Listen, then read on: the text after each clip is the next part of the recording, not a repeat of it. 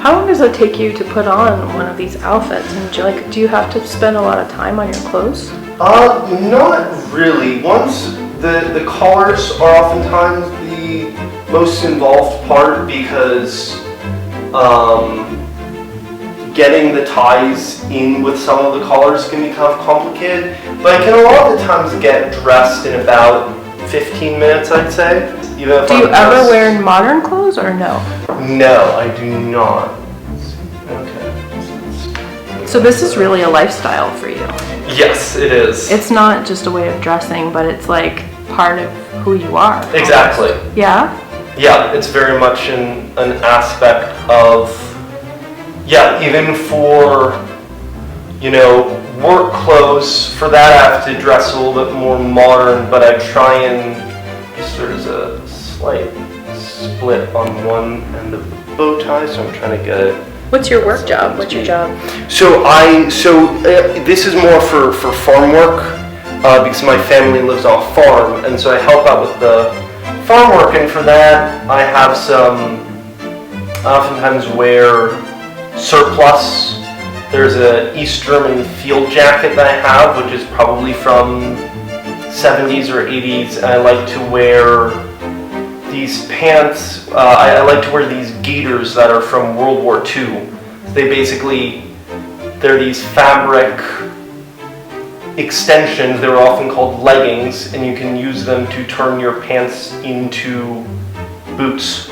This frock coat is probably from the late Victorian era, based on the shoulders, which are quite fitting and very unstructured, and the collar, which is very high.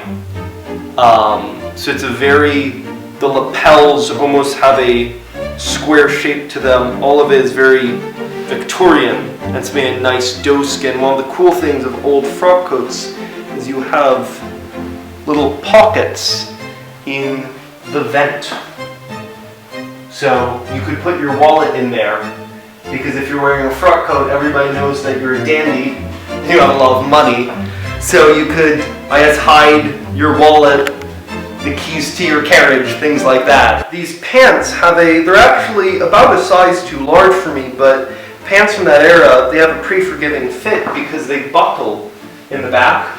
So I have it buckled all the way. It's not really noticeable, and then you have suspenders. So it means that if your pants are a little bit loose, it doesn't really matter because they'll just kind of hang off of the suspenders. It might be slightly noticeable, but if you're wearing a waistcoat, that's going to cover the waist anyway, so it hides that entirely. Another neat detail related to suspenders is these old formal shirts have tabs in them that your suspenders go through to sort of keep the shirt front all nice and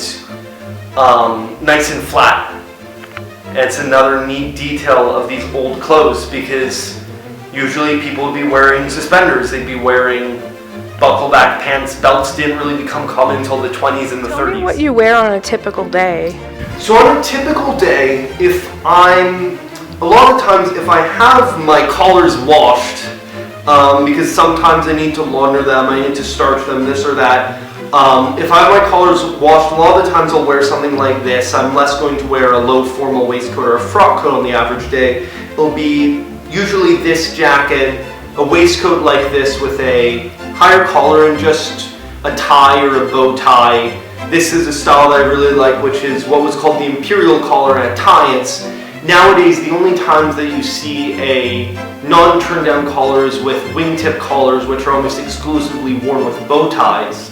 But back in the Edwardian era, they were common, so you saw them with these types of four-in-hand neckties. This is the jacket that I was talking about earlier, which is from eBay. It was a reproduction tailored for someone else. It was when I first started looking at clothing. It's based on the Edwardian era, which was my favorite era. It's brown, which is one of my favorite colors. And it's pretty much exactly my size. And so I randomly found it for $100, and I haven't really found any jackets quite as nice as it since. So that was a very lucky one. This waistcoat is a fascinating piece because it was a wedding waistcoat from 1907. I still have the little note that came with it where it was just describing it, so it makes it older than any living person. It also predates both of the world wars. And then this tie is passed down. I don't have many pieces that are passed down, unfortunately, but this tie is from my great-grandfather Enar, who lived in Sweden, and he is my namesake, and it's also one of my favorite ties because it's got this beautiful floral pattern.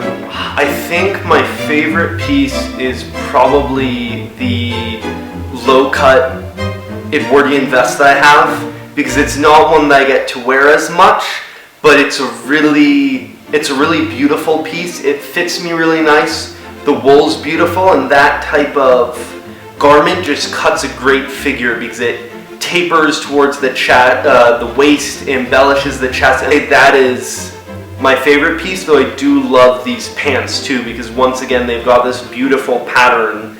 It's 3 tones, it's 2 different stripe patterns. It's one of the things that I really love about Edwardian fashion is that the patterns, especially stripes, are more interesting than a lot of modern patterns. You don't just have ticking stripes, you'll have little diagonal lines, little checks in there that are all woven into a stripe, and there's just this beautiful detail. What I really like about the masculinity, especially the Edwardian era and someone in the 20s, is it has a certain amount more of an androgynous aspect to it. If you look especially at the advertising illustrations, a lot of the time when you get to the 30s and 40s, you have these broad shoulders and big chest. But in the Edwardian era in the 20s, there's a lot more, these men will often be depicted with very slim shoulders. In the Victorian era, it's very small feet, oftentimes with faces like a certain amount of eyelashes or rosiness to the cheeks or lips. I have very long eyelashes, so it's something that I resonate with especially, but there's more of this pursuit of elegance, and there's an acceptance of a certain amount of femininity. Even if you look at most soldiers from the era, they're not that buff. So it's a lot more laid back. There's still beauty standards, they still want someone who's got, a nice structure, who's tall, but it's a lot more forgiving in the sense that there isn't this division between hyper-masculinity and hyper-femininity that you see in the modern era, or especially in the 80s with the bodybuilders with, Arnold Schwarzenegger and that type of bodybuilder versus, the women who are super busty, super curvy. Where in this era, especially when you get to the 20s and post-World War I, women's clothing becomes a lot straighter, a lot less, in the Edwardian era, it's these beautiful, complicated dresses and corsets. When World War I, everything gets a lot simpler, and once again, it's a lot more androgynous. It's straighter cuts, the chest isn't emphasized, and so there's a lot more interplay between the men and the women's fashion and the body types that were depicted a lot of the time. I think this should be... No clip-on bow tie for you. Nope.